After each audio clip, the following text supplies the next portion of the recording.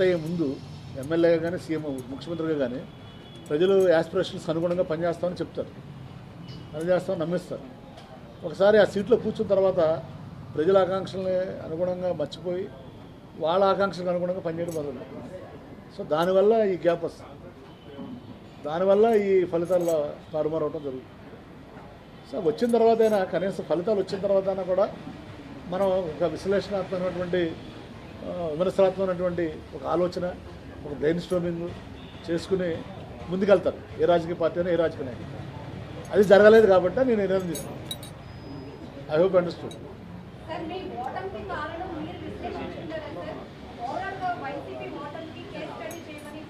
మనందరూ తెలుసు కదమ్మా అవన్నీ, ఇంకా అన్నీ మాట్లాడుకుంటూ ఎందుకు.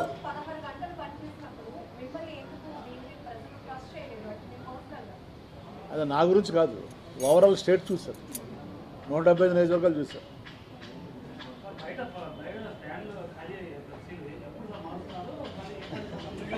నేను చెప్తాను మారుస్తాను, చూస్తావు కదా నువ్వు, తొందరగా నీకు ఏమీ లేదబ్బా. ఇప్పుడు సబ్జెక్ట్ అయితే మీకు క్లియర్గా అర్థమైంది కదా. ఈరోజు this is only beginning. Okay,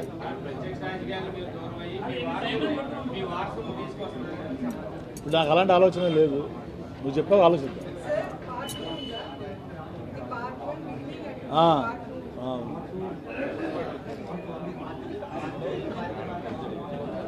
okay, నేను ఎవరిని వ్యక్తిగతంగా నేను ఎవరిని కూడా విమర్శించదలుచుకోలేదు. ఎవరైనా విమర్శిస్తే దానికి సమాధానం చెప్తాను. అబ్బాబు వినండి ఒకసారి, మీ అందరిని పిలవడానికి కారణం ఏంటంటే మీరు ఊహాజనితమైనటువంటి కథలు అలవద్దండి, డైరెక్ట్గా నాకు ఫోన్ చేయండి. ఏదున్నా కూడా మీరు నేనే చెప్తాను మీకు, ఓకేనా. తప్పనిసరిగా నన్ను 2 సార్లు గెలిపించినటువంటి ప్రతి కార్యకర్తకి, ప్రతి నాయకుడికి, ప్రతి అభిమానికి కూడా బీబిలి వాళ్ళకి అందరికీ కూడా పేరు పేరున హృదయపూర్వక నమస్కారాలు, ధన్యవాదాలు. నేను ఏదైనా నిర్ణయం తీసుకున్నప్పుడు వాళ్ళకి పిలిచి కార్యకర్తలు మీటింగ్ పెట్టి చెప్పడం జరుగుతుంది.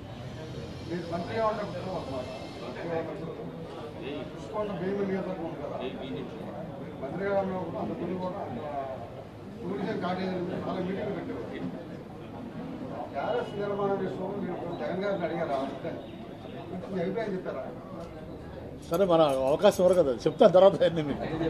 అన్నీ ఒకరోజు ఎందుకు, ఇది ఓన్లీ పొలిటికల్ కన్ఫర్మ్ అవుదాం. ఓకే, రిజిగ్నేషన్ ఇంకేమైనా అడుగుతారా? ఏమైనా ఉంటే ఇప్పుడు అడగండి, మళ్ళీ మీరు మాట్లాడదాం. అది